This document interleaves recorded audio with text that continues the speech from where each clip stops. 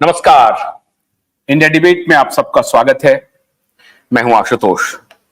दोस्तों, एक बेहद महत्वपूर्ण जानकारी है आप सबके लिए, और यह जानकारी ऐसी है जिसके लिए आप सब पहले से इंतजार कर रहे होंगे। बहुत लोग कहेंगे कि इससे आखिर में होना क्या है, लेकिन चूंकि आपका सवाल सरकार से होता है और सरकार अपने काम में बहुत मजबूती से लग गई है, ये एक बहुत महत्वपूर्ण जानकारी हमारे पास जो विश्वस्त सूत्रों से मिल रही है वो ये है कि देश भर के बड़े सहारा के प्रबंधकों में से जो बड़े अधिकारी गण हैं, उनकी पूछताछ हो रही है। सीरियस फ्रॉड इन्वेस्टिगेशन ऑफिस जो है, SFIO, serious fraud investigation office, SFIO। आपको याद होगा कि SFIO ने ही आदर्श क्रेडिट स्कैम जो हुआ था उसमें बहुत एक्टिव थी, और आदर्श क्रेडिट स्कैम के बाद ही जो 2016, 17, 18 में बहुत तेजी से ये एक्सपोज हुआ, और इसका मामला वैसे कोलकाता से चला, जन्म अहमदाबाद में हुआ, कार्यक्षेत्र राजस्थान था, और आदर्श क्रेडिट सोसाइटी के जो खैरखा थे, जो रहनुमा थे, जो निर्माण करने वाले थे, राहुल मोदी जी और उनके दूसरे बंधु, वो दोनों मोदी जी के खिलाफ मजबूत कार्रवाई हुई, और एक रिटायर्ड IAS ऑफिसर को लिक्विडेटर अपॉइंट किया गया और गांधीनगर में उनको अपॉइंट किया गया, और 2018 से आज तक उसमें बहुत कुछ हुआ नहीं है। ये बात आज हमें आदर्श क्रेडिट सोसाइटी के भी बहुत सारे लोगों ने संपर्क किया है कि सर आप आदर्श क्रेडिट सोसाइटी के भी मुद्दे को उठाइए।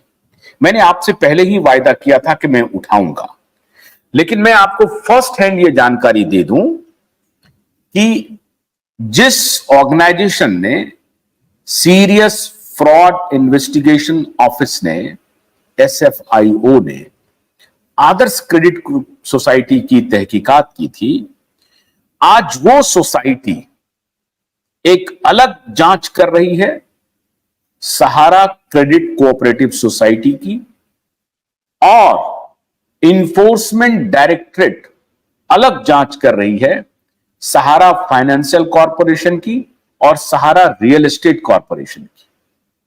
तो जो कंपनी है उसकी भी जांच हो रही है इन्फोर्समेंट डायरेक्टरेट के द्वारा, और जो क्रेडिट कोऑपरेटिव सोसाइटी है उसकी भी जांच हो रही है SFIO के द्वारा। अब ये जो जानकारी मुझे मिली विश्वस्त सूत्रों से, मैंने आपको पहले भी बताया था कि ईडी लगातार जांच करने की कोशिश कर रही है, लेकिन ईडी, नीरज जी बहुत बहुत आपको हमारी तरफ से प्रणाम, नमस्कार। आपने कहा कि गरीबों की आवाज उठा रहे हैं। जी, मैं गरीबों की आवाज उठा रहा हूं, इसलिए उठा रहा हूं क्योंकि मैं उन लोगों में शामिल नहीं हूं जो एक बार आवाज उठा दे फिर चुप हो जाए फिर भाग जाए। ये मेरा कैंपेन जर्नलिज्म है और मैं तह तक जाने की कोशिश कर रहा हूं। मैं ब्रेकिंग न्यूज, फ्लैश, इसके चक्कर में नहीं पड़ता हूं। बांग्लादेश में क्या हो गया उस पर मैंने एक रिपोर्ट बनाई भी, आपने देखा भी होगा। आवश्यकता पड़ेगी तो अन्य मुद्दों को भी हम उठाते रहते हैं। अभी एक बहुत इंपॉर्टेंट मुद्दा हमारे हाथ लगा है जो हम एक आध दो दिन में आपके सामने लेके आएंगे और आप देखेंगे भी। लेकिन इन्फोर्समेंट डायरेक्टरेट और सीरियस फ्रॉड इन्वेस्टिगेशन ऑफिस, ये दोनों एग्रेसिव जांच पड़ताल कर रही है सहारा के प्रबंधकों के। उनको अपने दफ्तर में बुला रहे हैं, ये उनके ऑफिस तक जा रहे हैं और आप हैरान हो जाएंगे, 12-12 घंटों तक पूछताछ होती है। सहारा के बड़े अधिकारी अपना टेलीफोन नंबर चेंज कर रहे हैं। वो एक नंबर से आप बदलेंगे, फिर दूसरे नंबर ले लेते हैं, लेकिन ये सब जानकारी ईडी को है। इन्फोर्समेंट डायरेक्टरेट जांच पड़ताल कर रही है। इससे यह साबित हो रहा है कि सरकार तह तक पहुंचना चाह रही है कि कहां फ्रॉड हुआ। मैंने आपको कुछ दिन पहले बताया था कि बिहार सरकार ने एक संज्ञान सबको भेजा है, सभी पुलिस मुख्यालय को एक आदेश भेजा है कि जो कोई भी जहां कहीं भी जिसके भी खिलाफ एफआईआर दर्ज हुआ है, वो सारे एफआईआर मुख्यालय को भेजे जाएं, उसकी कॉपी मुख्यालय को भेजी जाए।